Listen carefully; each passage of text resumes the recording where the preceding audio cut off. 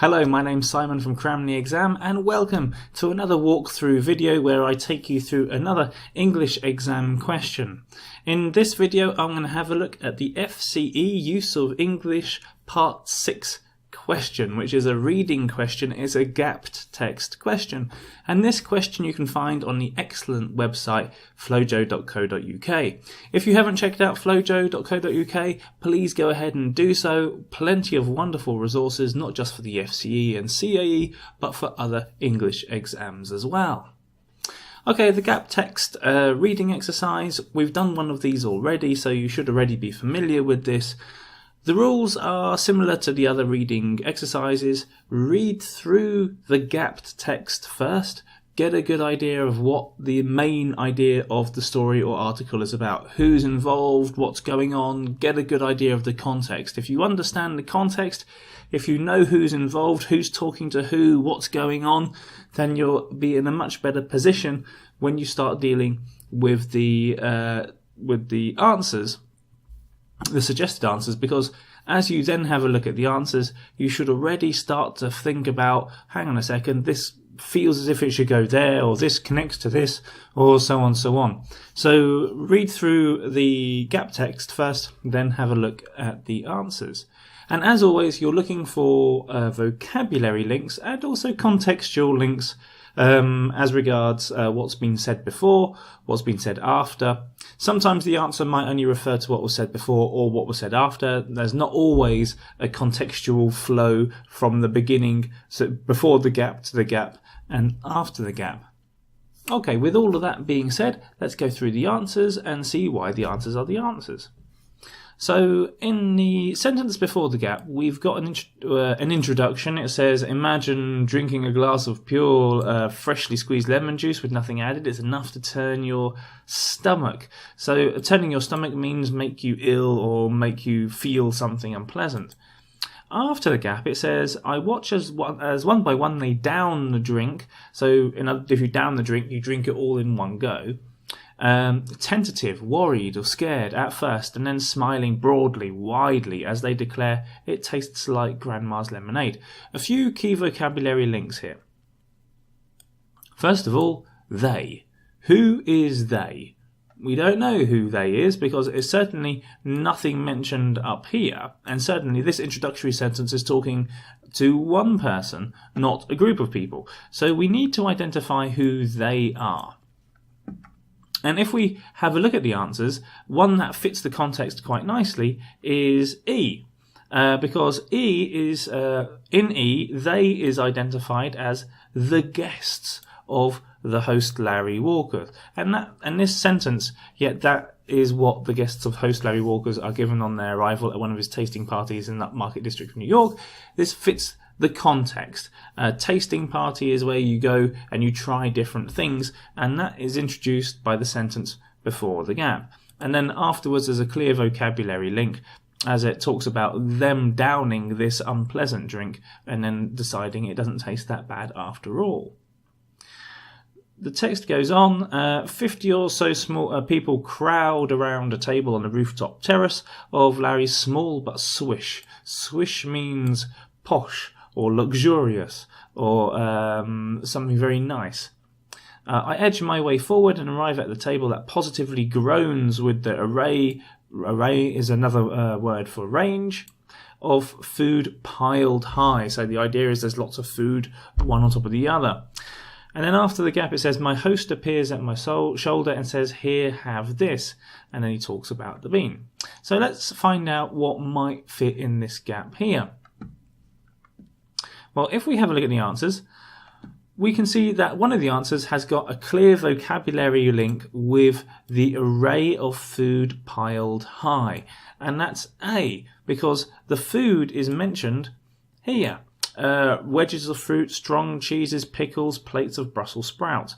And of course you've got that vocabulary link, range, which fits with array. So there's links between this vocabulary here and of course lots and lots of food. So the answer clearly here is A. And as you can see, this rather links with the text before the gap, not so much with the text that follows the gap. Now we start to find out a little bit more about this berry. The host appears at the guy's shoulder and says, "Try this." He looks at the expression on my face. It's known as the miracle fruit. Just put it in your mouth, he instructs, and chew it slightly to separate the pulp from its seed. And then afterwards, it says, "I obey his command," and then discreetly spit the remains into my handkerchief while he's looking away, while his glance is averted. So this bit is important. I obey his command, because for point number 3, it rather follows that we have a command here, but we also might have another command which fits into this gap. And if we have a look at the answers, we can see that indeed this is just the beginning of the command, and in D it's the rest of the command. Then push it around your mouth like you do with a piece of gum for about 60 seconds. And of course there's another vocabulary link here. So it in the answer is a substitutive form which refers to the miracle fruit itself. So we've got a clear contextual and vocabulary link there. After the gap for number 3, it says, "Done," he asks, turning back to me. I nod. Nod means moving up and down your head, as if you're saying yes. He grabs a glass of the lemon juice from a passing waiter and offers it to me. "Now drink." I take a small sip. A sip is just a little bit of a drink, and close my eyes. The guests are right. And here we've got to go back to the beginning. So the guests are right. Well, what did the guests say? The guests say, "It tastes just like Grandma's lemonade." And so what follows for number 4 presumably must also refer to Grandma, or the writer's idea of Grandma, and that's exactly what we can see in B, because he says, or the writer says, "It's like I've been transported back to childhood, sitting on the porch with Grandma and her delicious homemade pop," this referring to the lemonade. After the gap it says, "My host states knowingly, I have experienced firsthand the phenomenon of this miracle fruit. The small berry has the amazing effect of causing bitter or sour foods to taste as sweet and sugar candy." So a little bit of explanation about the fruit. And then after the gap it says, "When it comes into contact with acidic foods like vinegar, it starts to behave like a sweetener." What could the answer be here? Well, the answer is C. And the reason why the answer is C is because it's explaining what is causing this particular reaction. So you've got this explanation here. This small berry has the amazing effect of causing bitter or sour foods to taste as sweet as sugar candy. The answer C tells you why, or at least the first bit of why, and then after the gap we've got the second bit of why, exactly what happens when this protein comes into contact with acidic foods. And it, once again, refers back to this protein called miraculin. So clear contextual and vocabulary links there. And lastly, for number 6, a native fruit of West Africa, the fruit was discovered by Western explorers around 1725. So, and then afterwards it tells you a little bit about how the plant behaves.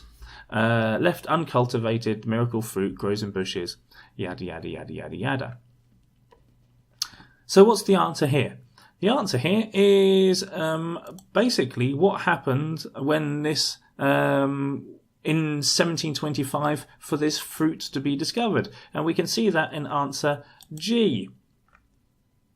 They, so we've got a substitutive form. They refers to Western explorers. So clear vocabulary link here. They first noticed this distinctive property when they saw local people chewing the berry before a meal. So they discovered it because of the actions described in G. Which makes sense. There must be a reason why they noticed it, why they discovered it. So we've got a clear vocabulary and contextual link there as well. And that's why the answers are the answers. Now, if I've explained anything in a way which still leaves you a little bit confused, or you disagree with anything that I said, then please leave a comment below and I'll get back to you. I love having discussions with people who see things in a slightly different way.